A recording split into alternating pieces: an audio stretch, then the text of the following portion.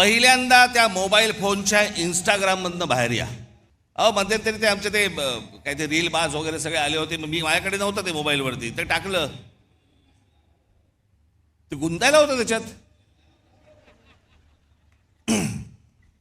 मी मागे म्हटलं होतं ना, ते डान्स बार बंद झाले ना, त्याची लक्षणं आहेत ती.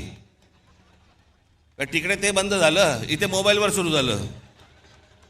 हे मी तुम्हाला का सांगतोय? कारण तुम्हाला गुंतवून ठेवले आतमध्ये. तुम्हाला ह्या सगळ्या करमणुकी आणि या सगळ्या गोष्टींमध्ये गुंतवून ठेवायचं आणि सरकारला तुम्ही प्रश्न नाही विचारायचे. सरकारला तुम्ही प्रश्नच विचारता कामा नयेत. तुम्ही इतके अडकून आतमध्ये गेले पाहिजेत की त्या गोष्टींचा विचारही तुम्ही मनामध्ये आणता कामा नये. याच्यासाठीचं हे डिझाईन आहे. तुम्ही अडकून राहावं, IPL मध्ये अडकावं, चित्रपटामध्ये अडकावं, टेलिव्हिजनमध्ये अडकावं, मोबाईलमध्ये अडकून राहावं. मोबाईल तर आपला एक अवयवच झालाय. आणि म्हणून आजूबाजूला आपल्याला काही बघता येत नाही, पाहता येत नाही, विचार करता येत नाही. जसे पूर्वीच्या काळामध्ये लोक जसे रस्त्यावरती येत असत, आता काय नाही. मी माझा राग व्यक्त केला मोबाईलवर, आता कशाला रस्त्यावरती येऊ? हे तुम्हाला गुंतवून टाकणं आहे.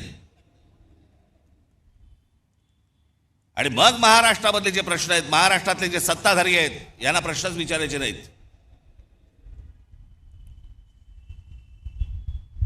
एका बाजूला आमच्या टेलिव्हिजन चॅनलवाल्यांची वाट लावून ठेवली आहे. सारखा वरून दबाव, सारखा वरून दबाव. ही बातमी टाकायची नाही, या बातम्या करायच्या नाहीत, ही करायची नाही, सरकारला विरोध करायचा नाही, विरोध केला बातम्या बंद करू, तुमच्या जाहिराती बंद करून टाकू, नोकरीवरून काढून टाकू. त्याच्यामुळे तुमच्यापर्यंत बातम्या पोचवायच्या नाहीत खऱ्या. हे अशा एका विचित्र परिस्थितीमध्ये देश अडकलेला आहे, हे राज्य अडकलेले आहे, सगळेच अडकलेले आहोत. या करमणुकीच्या या गटारगंगा ज्या आहेत ना, या तुम्ही नका वाहत जाऊ. उद्या काय आपल्या आजूबाजूला निघून गेलंय ना, कळणार पण नाही, थांग पत्ता पण लागणार नाही तुम्हाला. आज काय महाराष्ट्राची परिस्थिती होऊन बसली. आमचे मुख्यमंत्री सांगतायत विकास करतोय, विकास करतोय. $3 ट्रिलियन इकॉनॉमी करायची महाराष्ट्राची. 11 लाख कोटीचं कर्ज आहे महाराष्ट्रावरती.